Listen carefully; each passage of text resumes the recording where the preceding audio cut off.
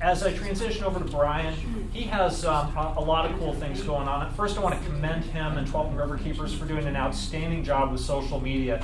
There's one partner that stepped up to the plate and helped with social media for media promotion.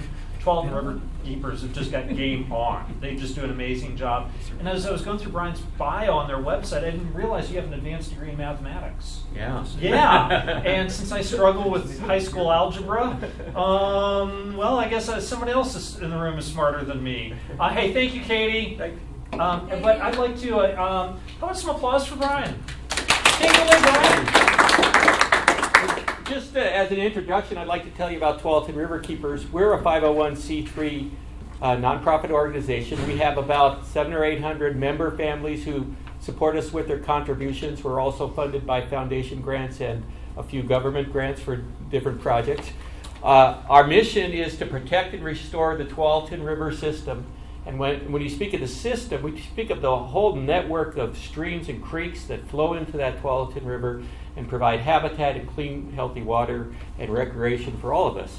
And so we have 3 program areas that we work in. Our oldest is a recreation program. We do paddle trips on the Tualatin River, and we've had we've been doing Tualatin River Discovery Day for I think 24 years now. When it's the last Saturday in June, we get 200 people out on the river, discovering the river and seeing that it's a valuable resource to protect.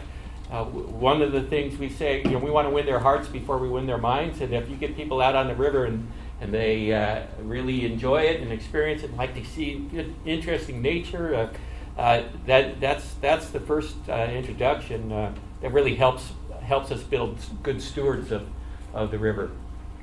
We also have an education program that works in the schools. We do most of our education work at Dirksen Nature Park in Tigard, and that program is supported by a few foundations and the city of Tigard, where we serve about 1,000 students per year with some field trips and some classroom activities and some service learning projects. And then in the summer, we have a summer camp that runs, I think, 6 weeks. And last week, we worked with Adelante Chicas out at Forest Grove, several sites in Forest Grove as part of our summer camp program. And then I do public policy and advocacy work where we try to influence public decisions that have an impact on our natural resources, clean water, our creeks, and our river. And so that's what I'm here to talk to you about today. And it says tree, stormwater, and Cooper Mountain. It'll probably be stormwater first, and then some trees, and then some Cooper Mountain. The biggest source of pollution in the Tualatin River and our urban streams is stormwater runoff from the streets and rooftops and parking lots. Here we have an example. This is from the city of Reno, but it's a similar system where we have a separate wastewater sanitary sewer system where the toilets and the drains and the sinks all go to be cleaned up at Rock Creek plant nearby here to very high standards, and then a separate storm sewer system where it goes through a drain in the street or parking lot and usually directly to the nearest creek. Now, since 1991, we've had a little bit change in the infrastructure on the newer developments, but basically you got everything that falls on the street, and you can see the oil dripping and garbage and whatever is directly piped to the stream. Now, here's an example. When I was paddling on one of our canoe trips, somebody was washing their car in the street in their neighborhood in Tigard. Pollutants include suspended solids and sediments. So just the normal dirt that when it gets into the water, it binds with the available oxygen, and so that dissolved oxygen that was available for the bugs and the fish is no longer available. Nutrients like nitrogen and phosphorus, things you would put as fertilizer on your plants, they also fertilize algae. And so algae is growing pretty well right now in the Tualatin River. The oxygen levels are real high, but when we get a real hot day, maybe in a week or so, the risk is that all that algae dies at once, and when it starts to decay, it consumes oxygen. And a few years ago, 2008, we had a blue-green algae outbreak. There was a discharge from Wapato Lake Drainage District all summer that was loaded with nutrients and causes blue-green algae to grow in the river. Blue-green algae produces toxins that can kill fish and dogs, and it's harmful to humans too. We've got that problem, I think, contained. Metals come from like roofing materials or brake linings. There's our hazardous to fish. Petroleum products, the oil that drips off your car. Bacteria from animal waste and pesticides, herbicides. And then our river, just like most rivers in Oregon, have a problem with being too hot because they've lost a lot of the shade that keeps the water cool. Back in 1991, they started putting in water quality facilities, requiring these for new developments. So this one here is in Tigard, where it looks like an old artificial wetland. It takes the water off the street, lets the sediments settle out there. The plants pick up some of the nutrients and some of the metals and take that out. There's a capacity issue with some of these, and so we're looking at better ways, and I'll talk about that, of handling these types of runoff. One of the things is U.S. Geological Survey does a lot of research on Tualatin River creeks and the river itself with the support of Clean Water Services. And one of the things is they found is that even if that water running off the street was perfectly clean, distilled, sterilized, H2O and nothing else, you'd still have a problem because the sediments in the creek get stirred up, it causes erosion, and pollutants that were put in there 40 years ago get stirred up again. And so we also want to control the volume of runoff as well as the quality of the runoff. You can't just put a whole lot of clean water into a creek and expect no problems. So this, if you were here in 1996, you saw scenes like that. And stream bank erosion. This is a hydrograph. This is Fano Creek over in Tigard, where here on November 2nd, 2006, this creek was running like 3 cubic feet per second, and a few days later, with a big storm coming in, you get 900 cubic feet per second. So that amount of energy of water rushing through that creek is going to really stir things up, cause a lot of erosion and problems. And so, once again, it's not just the pollution that's in that stormwater, it's the whole energy of the stormwater. And this is a more visual example of Fano Creek, how it looks on a normal day, and on a rainy day, the level just rises so quickly because these storm drains here are connected directly from the street to the stream. And it's not just the pipes and drains, it's the landscape. Here, if we look at, this is up in the Coast Range, Haines Falls on the Tualatin River, a lot of great vegetation that absorbs the rain. It also, when these leaves fall, they create a compost. It's a real spongy material and it stores water in the soil. The roots of the trees permeate so the water can soak into the ground better. But here on the urban landscape, you have rooftops and sidewalks and pavement that the water just runs right off.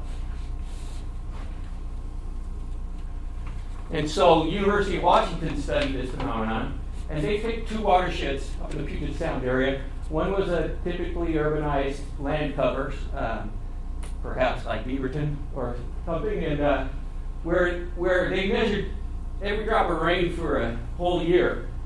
And 25% of that rain ended up going back in the air as evaporation. And then 15% of that rain went into the deep groundwater system. 30% of that rain went into the shallow groundwater system, where it would take a number of hours to days before it would flow into the nearest creek. Then 30% of the rain in that urban area was surface runoff. Came right off the streets into the creek, causing those creeks to rise rather quickly. But they compared it to a forested landscape, and where you got much more evaporation, much more groundwater infiltration, and virtually no stormwater runoff. So if we can make our cities and our urban neighborhoods act more like the forest, we could solve that stormwater problem. This is Cedar Mill Creek watershed in 1984. Those blue dotted lines are the creeks that run through that watershed, and all that dark area is trees, and the development that took place there was rather rapid. So from 1984 to 2002, you got that much transformation, and you can imagine how that changed the creeks with all that runoff coming. Clean Water Services has studied back in we'll probably get close to 10 years ago what kind of impervious area covers our urban areas. They found 1,000 acres of driveway in the urban part of Washington County, 8,000 acres of building rooftops, 5,000 acres of parking lots, over 2,000 acres of roads, 1,000 acres of sidewalk. Those are the kind of things that are causing that runoff. What does EIA stand for on that slide? That's effective impervious area. So if you have a sidewalk, that's going to be 100% impervious. No water's going to go through it. But if you had perhaps like you may see in Beaverton, they have these sidewalks that the water goes through. Okay, so that effectively it's impervious because the water goes through it. So it's a little bit different measure because some things are semi-pervious, like your lawn. Your lawn, some of the water goes through, but not all of it. You get a little bit of runoff. You get some runoff from lawn, but you don't. It's not totally impervious. And this kind of this is an illustration of where the impervious area is. This green area is forested landscape. Less than 10% of it is effective impervious area. This gray area is the farmlands. They didn't measure what the impervious area was there because it's a little harder because so many gray tiles in the farmlands, so you get some more runoff there. But you can see the densest where it's over 50%. It follows I-5 and 217 and Highway 26, the transportation corridors, is where the impervious is concentrated. A little science here. There's been a lot of studies. University of Washington Center for some of the watershed groups back in the East Coast, where they go out into a creek and they count the bugs, or they count the fish, and they count the variety, the different species in it. And so if they find a creek that has a whole lot of species of bugs, a big variety, it gets a high score. If they find a creek that's only got the most tolerant species, it gets a low score. And so when they measure the watershed imperviousness, if there's no impervious, you get a big variety of life in there. And they find these studies for not only for the bugs that are in the creek, but also the fish. And then as you get more impervious area, there's only a few species that are tolerant to those conditions. So you lose your diversity of the biological communities in your creeks. So, I want to tell a little bit of a story because Cooper Mountain is not the first hilly area around here to be developed. And here's South Bull Mountain. This is pre-development clearing that happened there. Then you got some neighborhoods. I did this off of Google Earth, and you can't really see how steep this is. But if you're driving through King City and you look up at Bull Mountain, there's some areas that are really steep and paved and roofed, and you get a lot of runoff there, and that's caused a lot of problems downstream in the King City area. Here's one creek. Mike Myers is the property owner here. He's been very much concerned about this erosion that's happened since the development of South Bull Mountain. And back in May, the Beaverton Times and Pamplin papers had an article, and I have a copy of that article, about the situation here. With this working with CPO6, he asked Commissioner Rogers and Clean Water Services to address this. And so they hired a hydrologist to study this, and they found out that since the development of Bull Mountain, from 1980 through the present, the increase in flow of stormwater in this creek has increased 40%. And the peak flows, when it's highest, has increased 10%. So they see a connection with the erosion happening on this property with the development upstream. So, did I hit the No, if you see the bottom bar go on, then Oh. it's just sat too long, and I don't know how to deactivate that. Just touch the mouse pad. This is actually just about a quarter mile upstream along the river from that last site, also coming off of Bull Mountain. A little different situation here, though. This is that area back in 1994. We have agricultural, the land is cleared for agriculture, drains with drain tiles, and so you're getting increased runoff from a different kind of development, an urban development here. And then about 2 years ago, we had this big erosion happen to this site. So this is an example of the extreme, what can happen when you have development on these hilly areas with not a lot of drainage. So when you develop areas, we've been looking for the past 20 years at different alternatives to the old drain and pipe storm sewers that have caused so much of this problem. And low impact development is a different approach. And the approach means that we look at that rain and say that's a resource that we should use rather than as a waste product that we need to get rid of as quickly as possible. And we can do that in ways that cost us less than the old drain and pipe infrastructure and that have added value also.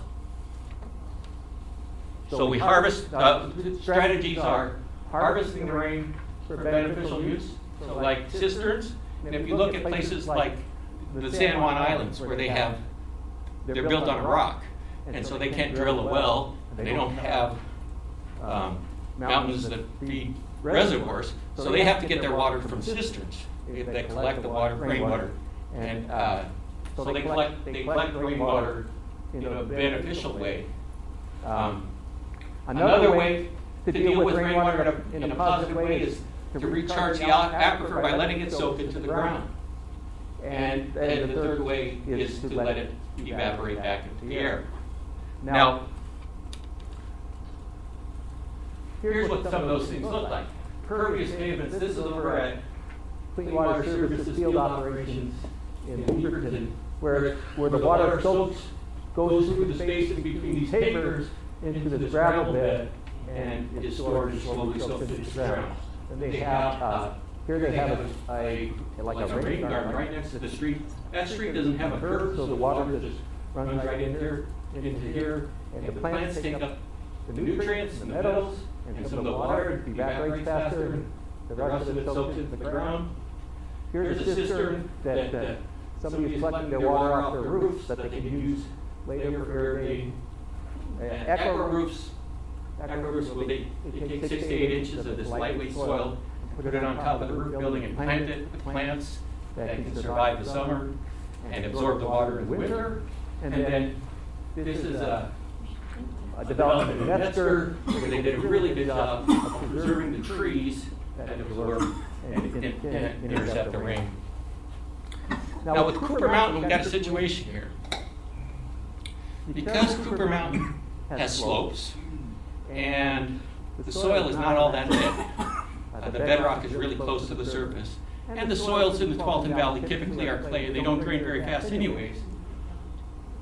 A lot of these infiltration schemes are not going to be successful there. If you infiltrate water on a hill, you can cause slides. And so these infiltration schemes may not be the way to go, except in select places on Cooper Mountain. So we got to look at other ways that don't depend on infiltration, like tree preservation or echo roofs or cisterns that can collect that rain, prevent it from becoming a problem. Okay. So how do trees manage stormwater? Well, when the rain falls, it gets caught up in the leaves and evaporates. It can fall through, and then this all this leaf litter down here acts like a really good sponge, sends it into the ground. The roots really break up the soil and allow the water to get through. Plus, they also take water up through the stem, where it can transpire back into the air. And the larger the tree, the more it can intercept. And in our climate, it's real important to think about, deciduous trees. We get most of our rain in the rainy season, the cold season, where there's not a lot of growing going on. So the winter, deciduous trees don't do as well a job as the evergreen trees in the winter in a climate like ours. Cooper Mountain, this is the aerial photo that was provided by the Beaverton team that's doing the planning. This is the area that's getting most quickly developed because it's already annexed into the city. I believe this area has already been clear cut, lost some forest already. This urban reserve area is in reserve to come into urban growth boundaries. Some future area, it's really rich in natural resources. You can see there's still a lot of trees and creeks coming through here. Got Cooper Mountain Nature Park there. And then the Cooper Mountain, the 2002 expansion, which is significantly developed, but it has some really nice qualities. I was looking at it today as I was driving by. A lot of trees still in that neighborhood that can help with that. So, I guess the question is what do we need to do to prevent what happened on Bull Mountain from happening on Cooper Mountain? Well, there's been some studies, a lot of them happen out at the University of Washington and NOAA Fisheries, that really look at our Pacific Northwest climate, west of the Cascades, and to see how do you handle that. And they come up with some models that say what we need to do. And these models have been quoted in the Clean Water Services Healthy Streams Plan, and also in some of the documents provided by the planning team from Beaverton that says how could we really address this. Well, one of the things they say is protect the creeks with creek corridors. Keep the trees planted and plants along the creeks planted to prevent that erosion from happening, to shade the creeks for cool water. And we have a pretty good design and construction standards that Washington County, Clean Water Services, and all the cities have adopted and really do a pretty good job of protecting the creeks in that way. Another thing they say to do is protect your best natural areas. So we've got things going on like Cooper Mountain Nature Park, where we really preserve nature there, and some potential for us to expand those parks there. And then they talk about reducing your footprint. So instead of using wide boulevards, you narrow your streets, you use whatever way you can to reduce runoff. And then, as far as forestry concerns, they recommend having tree canopy from 60 to 70%. That's a lot of trees.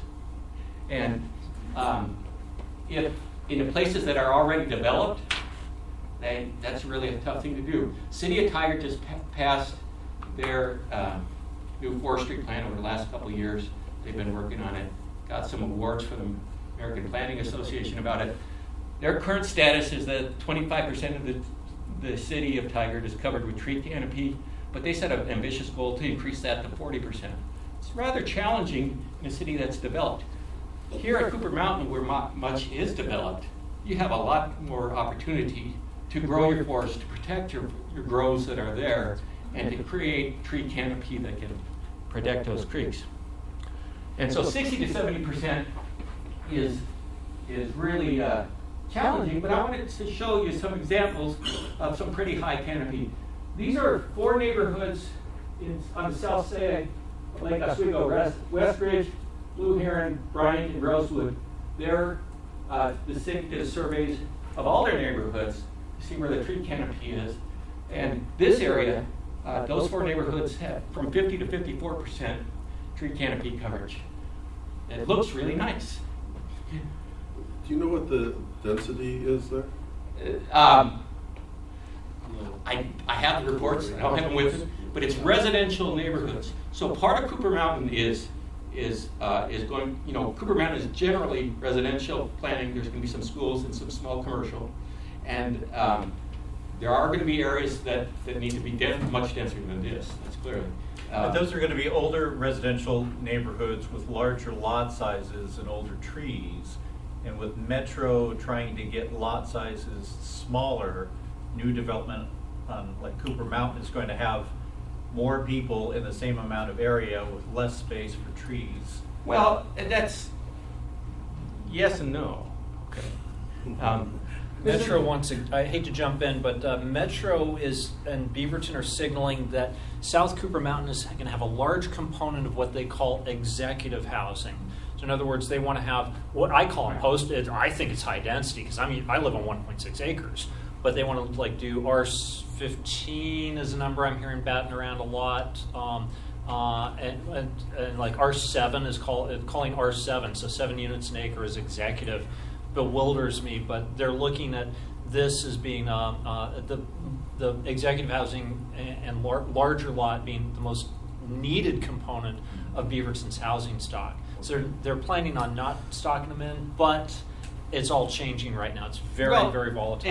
And I went through the workshop. I don't know if some of you may have been there a few weeks ago. And different neighborhoods will be developed differently. There will be some lower density. There will be some areas that they preserve, or natural areas. There will be some high density areas. That's not to say that high density areas you can't fit trees and street trees and into dense urban areas. Now you're not going to do it like this, but it's going to be in a different way. We're doing a demonstration project at Sunset Swim Center and PCC Sylvania, where we're taking up parts of the parking lot, and under the pavement we're going to put. We just did yesterday and at PCC and last week at Sunset. We put this large gravel. It's like 2-inch gravel, and with a parking lot you need some kind of gravel that you can compact so that when a truck drives over it, it doesn't sink into the ground. And so you have this gravel that can support the weight of the pavement, the weight of the traffic going over it. And typically what they do when they make a parking lot or a street, they put in a foot of gravel and they compact it really tight. And they use smaller gravel, and it's really dense, and once it's compacted, it's not going to get compacted anymore. What we're doing up at these two sites is we're using large gravel, like 2-inch gravel, big gravel, and that leaves a lot of space in between them because they're bigger chunks of gravel. And in between that, we put some compost and soil that the trees' roots can grow into. We're doing this at places where the parking lots are already established, and they're not losing any parking spaces while we put these tree wells in that take the stormwater off the street and provide tree canopy. So even in dense areas, you can have urban forestry. And I have some handouts from U.S. Forest Service has an urban forestry program. Oregon Department of Forestry has an urban forestry program that really helps communities do these kinds of things. And I have some handouts there about that that I'll give you. But to inspire you on that point, I want you to look at this world-renowned environmental organization, Walmart. This is a parking lot at a Walmart in South Carolina. I've been there. I've been to that one. Where I have. And if you talk about urban density, what's more dense in terms of impervious area than a parking lot? And this place is covered with forest. Brian, what's bewildering is when you drive into the parking lot of this one, it's a pine forest, and the Walmart is hidden in the forest, and it's just really, you're just waiting for the serial killers to pop out of the trees. It's the strangest place. I think that's Hilton Head, South Carolina. Thanks. Let me make sure we don't put you on the marketing team. Yeah, Walmart's got nothing to worry for me on that, but it's the strangest place. Yeah. But I want you to be inspired to think that just because we're having a city doesn't mean we can't have tree canopy. And is it time for some questions yet? Sure. I think this is the last slide, actually. Well, here's the summary. Runoff is not natural here. If you have a natural forest, there's not going to be runoff. Impervious surfaces like streets and rooftops are what causes runoff. Runoff causes pollution in the creeks and erosion. And that affects the biological communities of those creeks in the river. Trees and forests are really great ways of intercepting rain. Cooper Mountains aren't so great at infiltrating soil, so we got to look at ways that we can reduce the amount of rain that turns into runoff in ways that don't necessarily require infiltration. And the forestry plan is one big way we can do that in a very cost-effective way too. Question? Well, it's going to take me a minute to set this up. Okay. Eric mentioned that I've been involved with South Hillsborough for the last 12 years in their planning process, and transportation isn't my only concern. I was on the Board of Commissioners 20-some years ago that created the surface water management portion of Clean Water Services. So I'm aware of how that works. I'm also aware that it's been really tough to get them involved in the South Hillsborough process. I mean, they're involved, but you can't fault them, I guess. Their attitude has been, well, we can make it happen. We can handle this urban runoff. Well, the kind of density that they're talking about over here is even higher than in South Cooper Mountains. It's as high as we know. I mean, it's as high as any of the urban growth boundary amendments have ever been. It's like 17, 18, or more units an acre. And so, and that's average. There are places that are much higher than that. So consequent, and right now there's a handful of people living in that area. It's mostly agriculture. There's a lot of trees. A lot of it, they're going to save some for park. I'm not saying that, but what I'm going to get to here is that Butternut Creek runs through the middle of the site. Butternut Creek is paramount concern to the people that live basically south of TV Highway in Aloha and Reedville. Most of the water from South Hillsborough, they say all of it will go into Butternut Creek. I've been for years trying to get them to acknowledge that the northwest part of South Hillsborough actually goes this direction into Beaverton Creek area, and they play like it isn't, but it is. And so this area where we are right now, when I was a kid, this was a lake right here, okay, in the wintertime. It will be again maybe when South Hillsborough happens, because they're not taking into consideration there's going to be subsurface water coming right through here.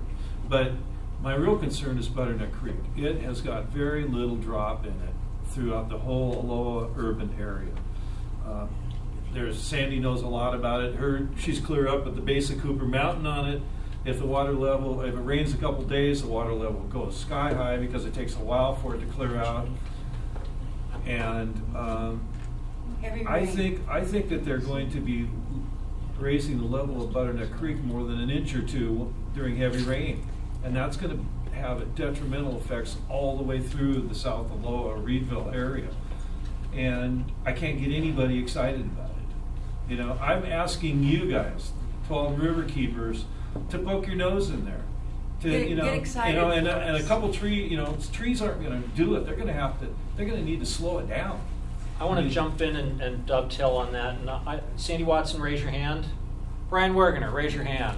You guys need to talk because Steve brings up a really important point. Clean Water Services, in the discussion with South Hillsborough, pushed back and told Jerry Willey, the mayor of Hillsborough, in the Aloha area, that the drainage is behaving like a bathtub, and Clean Water Services is trying to figure out why. But I'd like you guys to be talking following the meeting because Sandy Watson has really raised the issue of Butternut Creek. And Janelle Josephson, who wrote the book on Aloha Reedville, is arguing that Butternut Creek is salmonoid habitat, which is where I'm going to jump in and ask, on South Cooper Mountain, are any of those creeks confirmed salmonoid habitat? I know they were. I don't know if salmon get up to. I don't know. Okay, what about the Tualatin But River? they flow into the Tualatin River. Beaverton Creek has cutthroat trout in it in Okay. places, not as many as they used to. Fano Creek has. And Does that meet the threshold for salmonoid habitat? salmonids include trout and salmon. Okay. And the Tualatin River was not your strongest salmon and trout habitat when you compare it to like the Clackamas River, where they got cold water coming off of glaciers and different soils. But we do have a remnant steelhead run. It goes to Gales Creek and Dairy Creek, and we've also had in several of the recent years, we've had coho salmon that wandered into the Tualatin system in significant numbers for 2 years in a row, back, not last year, but the 2 years before that. So yes, the creeks of the Tualatin Basin are salmonid habitat. When the wildlife managers, they look at their protections, they look at the blue ribbon salmon habitat of the west side or east side of the Willamette Valley, those ones coming off the Cascades, it's better salmon habitat. But we live here, and so this salmon habitat is the only salmon habitat we have, so we want to protect it. You bet. And it's, but the thing, I'm very glad you're involved with this, because decisions made over the next few years about Cooper Mountain and South Hillsborough are not going to be able to be undone for another 50 to 100 years. Tell me about it. And clearly, Clean Water Services has engineers that are very familiar with this drain and pipe stuff. They also have a watershed department that's really good at understanding the ecology and how creeks work with vegetation and geology. That Healthy Streams Plan, get a hold of a copy of that or read it online. I mean, it talks about all the kind of things that really need to be done. And it's citizen activists like you, the CPOs, and us that keep ringing that bell to make sure this happens within this planning stage, so we don't have disasters like they had on Bull Mountain. Well, look, they give me 5 minutes once every year or two to present something on our behalf for all 50,000 of us that live over here. And then they go, okay, fine. Everybody in favor?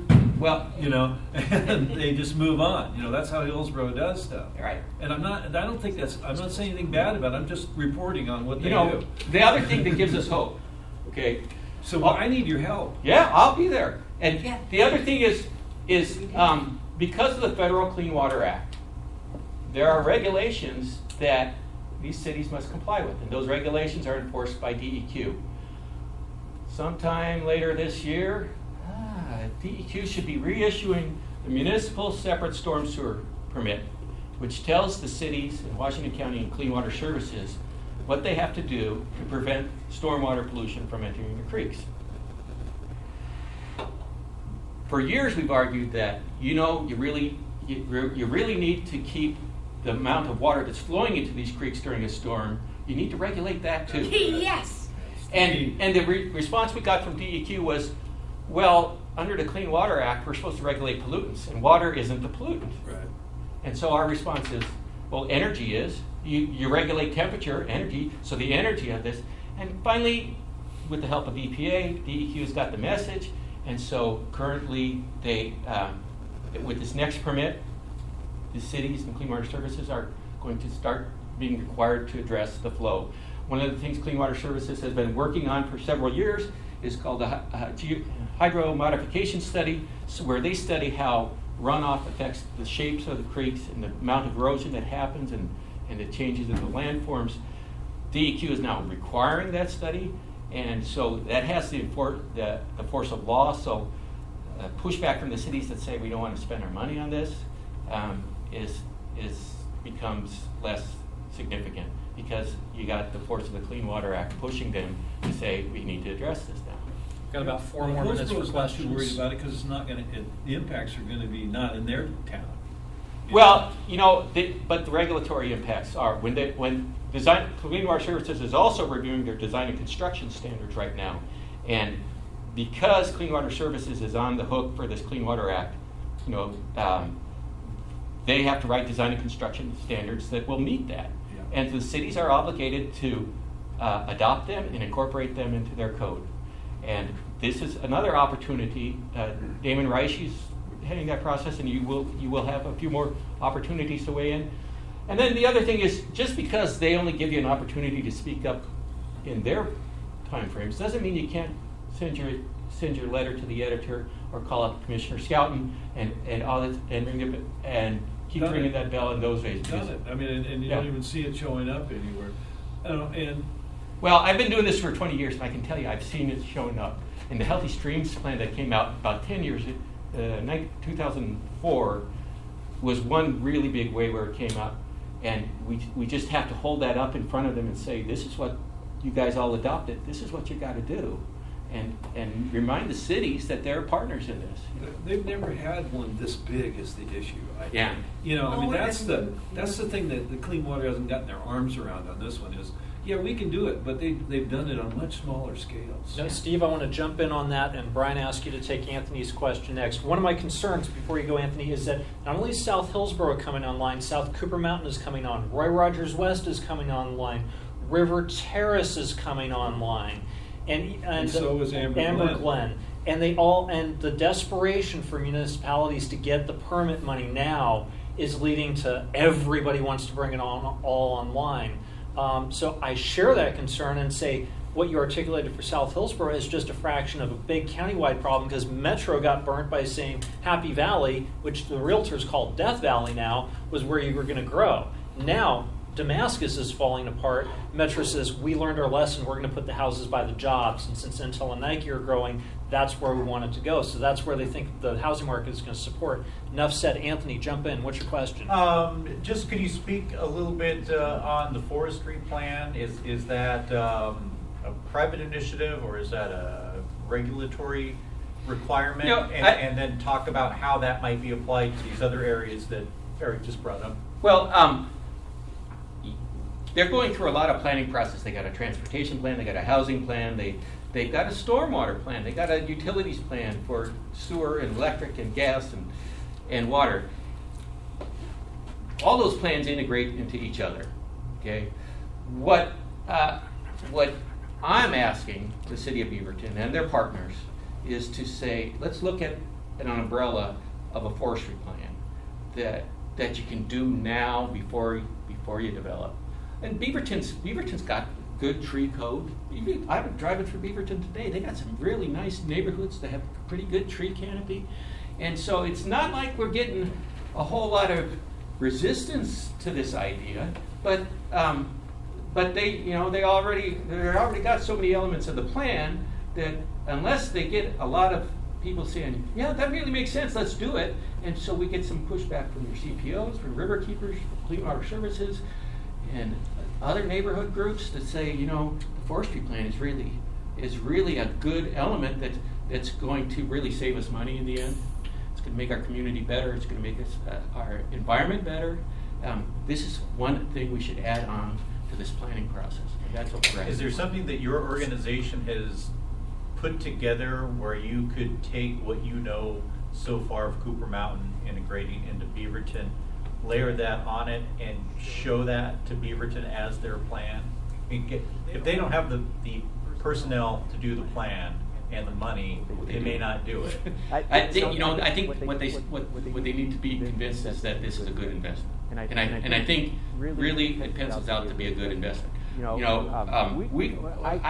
got some handouts here that explain what that forestry plan can do and what it might look like. But as a detailed forestry plan where you hire an urban forestry and some planners to really do that, that's an expensive. It costs you a chunk of change, but it's still a very good investment that we're encouraging city, county, Clean Water Services, and all the other partners to invest. What's wrong, what is wrong currently, to bring it up to what needs to be done.